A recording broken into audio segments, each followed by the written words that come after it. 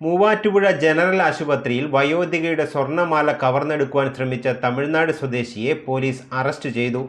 തമിഴ്നാട് മധുര സ്വദേശി സെൽവിയെയാണ് നാട്ടുകാരുടെ സഹായത്തോടെ പോലീസ് പിടികൂടിയത്. വയോധികയുടെ സ്വർണ്ണമാല കവർന്നെടുക്കാൻ ശ്രമിച്ച തമിഴ്നാട് മധുര സ്വദേശിനി സെൽവിയെയാണ് മൂവാറ്റുപുഴ പോലീസ് അറസ്റ്റ് ചെയ്തത്.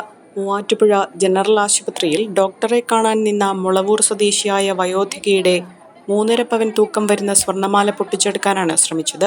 മാല പൊട്ടിക്കാൻ ശ്രമിച്ചതോടെ വയോധിക ബഹളം വച്ചതിനെ തുടർന്ന് അവിടെ കൂടിയവർ ചേർന്ന് തടഞ്ഞു നിർത്തി പോലീസിനെ വിവരമറിയിക്കുകയായിരുന്നു.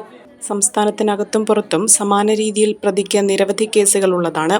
മൂവാറ്റുപുഴ പോലീസ് ഇൻസ്പെക്ടർ അനിൽ ജോർജിന്റെ നേതൃത്വത്തിലുള്ള അന്വേഷണ സംഘത്തിൽ SI-മാരായ CR Ranjimol, KS Jayan, G Anoop, PC Jayakumar, senior civil police ഓഫീസർമാരായ ഷിജു രാജപ്പൻ, KV ഗിരീഷ് കുമാർ, പ്രതീക്ഷ, MA മജീഷ എന്നിവരുമുണ്ടായിരുന്നു. പ്രതി സമാനമായ കൂടുതൽ കുറ്റകൃത്യങ്ങളിൽ ഉൾപ്പെട്ടിട്ടുണ്ടോ എന്ന് അന്വേഷിച്ചു വരികയാണ്. പ്രതിയെ കോടതിയിൽ ഹാജരാക്കും.